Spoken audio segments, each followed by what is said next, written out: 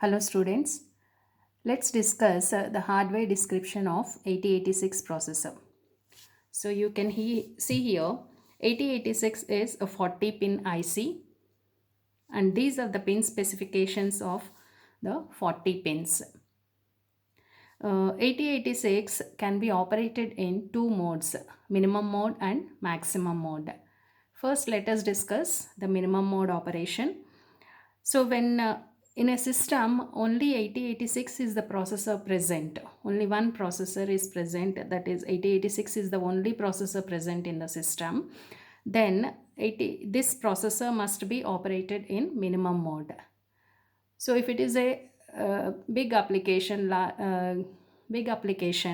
where along with 8086 processor you have a math coprocessor and IO processor also present in the system, then 8086 processor must be operated in maximum mode. So you can operate this in minimum or maximum mode by making this 33 pin. You can see here 33 pin is minimum or maximum. Okay, so if this particular pin is high, then it is operated in minimum mode, and if this pin is made low, then it is operated in maximum mode. Okay, so these are the pin specifications when it is operated in minimum mode. In maximum mode, for these particular pins, these many pins, the pin specifications are different. Rest all the pins are same for both minimum and maximum mode. Okay, so let's discuss these pins one by one. Here you can see 1 and 20, these two pins are ground, and 40 is VCC, so where we give the plus 5 volt supply to the uh, IC chip. Okay, now you can see here AD0 to AD14 and here AD15. These 16 pins are multiplexed address and data pins. Also, A16 to A19 are multiplexed with status lines, and bus high enable bar, this is BHE bar, is bus high enable bar is multiplexed with S7. So these 21 pins are time multiplexed. Time multiplexed means the same pins will act as address pins as well as data pins by time multiplexing. So if we take separate pins for each one of them, for address pins they need 20 pins for address and 16 pins for data. So the IC size will be more, hardware structure will increase. So to reduce that, they are multiplexed, time multiplexed these particular pins. So once they are multiplexed, they are to be demultiplexed. So first let's see how these address and data lines and address and status lines are demultiplexed. Okay, so these are demultiplexed with the help of a pin ALE, address latch enable. Here 25th pin is ALE, this is address latch enable. So with the help of this particular signal, these address and data lines which are multiplexed, they are demultiplexed. Let's see the demultiplex configuration or connections. Like this is the functional block diagram of 8086 processor in minimum mode. Okay, so this is the functional block diagram.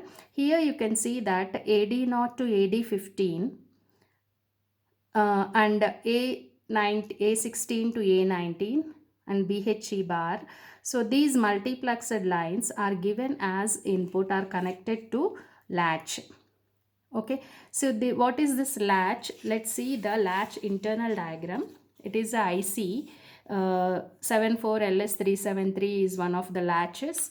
Okay, so this is the internal diagram. You can see here there is a D latch here, where to each input through a latch the output is present. Here you have 8 inputs and 8 outputs. How it works is, whenever this latch is enabled, it will read the data. The data is read by these latches and holds the data. These latches will hold the data. Even if you disable after that, the data will be present in these latches and the same data will appear at the output side. Okay, so this is the function of this latch. So here you have only 8 inputs and 8 outputs. Here we need to, with the help of these latches, these are demultiplexed, these lines. Here we need 21 lines are to be demultiplexed. So 3 such latches are used here. Okay, 3 such latches are used. To each latch 8 inputs are given. Okay, at the output you have A0 to A19. We are writing it as A0 to A19 because at the output side these lines will hold only address. We'll see how. Okay, then bus high enable bar, also it is demultiplexed and you get bus high enable bar here at the output side. Now ALE, this is the pin which demultiplexes, I said. When ALE is high, this signal is high, this is given as input to latch enable. So latch will be enabled. So the processor will place the address on these lines. Okay, address and bus high enable bar on these lines, and then it sends a high signal on ALE. Once it is high, these signals are latched. The value which is present, the data which is present, whether it is high or low, that is latched by these latches. Okay, and this is made low. Even though this is made low after that, the same value or data will be present on these lines at the output side. So what is there at the output? Because it is latched when address is present on these lines. So at the output side we have address. So that's why we have written here it as address bus. Okay, so when this is disabled, like when this pin is low, it is as good as these lines are disconnected here. Now the latches will not read anything. Whatever is there on these lines, it is disconnected from this. That means it will not read those values. Okay, now these lines are, the same lines are connected as input to, given as input to transceiver. Okay, what are this transceiver is? Transceiver is a bidirectional buffer. So let's see the transceiver internal diagram. So this is bidirectional buffer. Why we need bidirectional buffer is data bus is bidirectional. Okay, here, so we have to this bidirectional buffer we have two inputs, direction and enable input. Okay, 8 inputs are there. Through the buffers we have outputs, and 2 inputs, direction and enable. So when this chip is enabled, depending on the direction, here you can see the truth table. When direction pin is low, the data transfer will be from B to A, from B to A. That means this buffer is enabled, so B to A. When it is high, A to B, A data to B. So the direction of the data flow will be from A to B. That's why we call it as bidirectional buffer. Okay, so this one we see here, this is the transceiver. Because 16 bits are to be 16 data lines are there, we need two such transceivers. And data enable bar of the processor, this is connected to the enable pin of transceiver. This is used to enable this transceiver. And data transmit or receive, this pin is used is connected to direction pin of transceiver, because data transmit or receive. Okay, if it is transmit, then the direction must be from the processor to the memory or IO. If it is read bar, this is low, then it is the data from memory or IO to the processor, because it is read operation by the processor.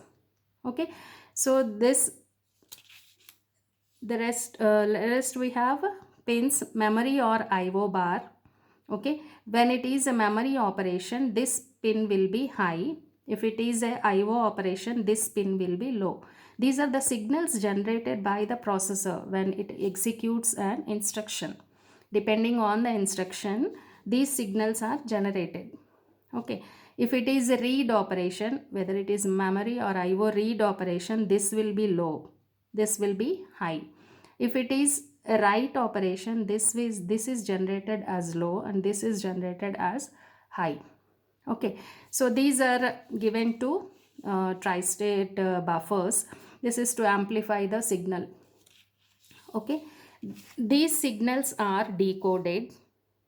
This read, memory IO bar and write bar, these signals are decoded, and at the output we have IO read bar, memory read bar, memory write bar and IO write bar. So we get separate signals, memory signal, two memory signals for read and write, and two IO signals for IO read and IO write. What is this? This is the control bus.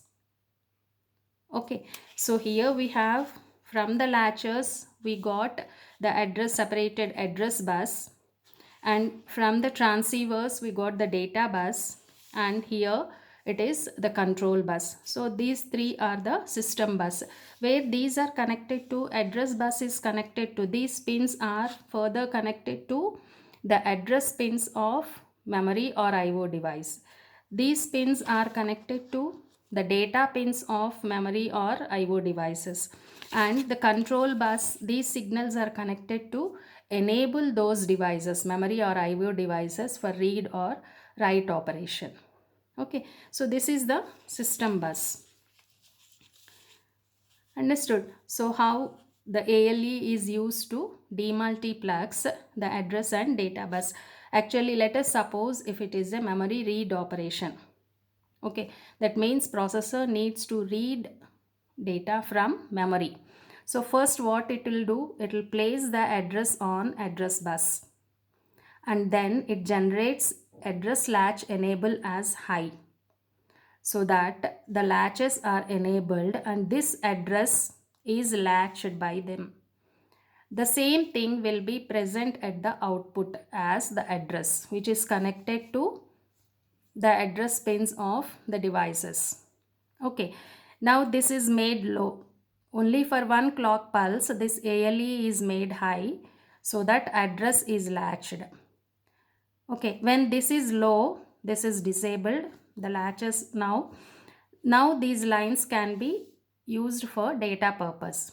So this is made low and data enable bar is made low, which is connected to transceivers. So now transceivers will be active, enabled, so that data transfer can take place.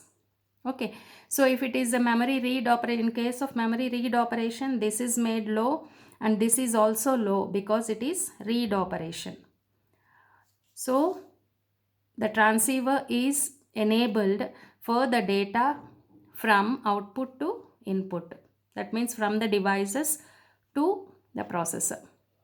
Okay, and to enable these memory devices for read or write operation, these control signals are used, because at the output side you have memory devices, memory or IO devices connected. Those devices are to be enabled. For that, this control bus is, signals are used. So this is how the operation takes place, and this is the functional block diagram. Now there are some more pins in minimum mode configuration. We'll discuss these pins in the next video.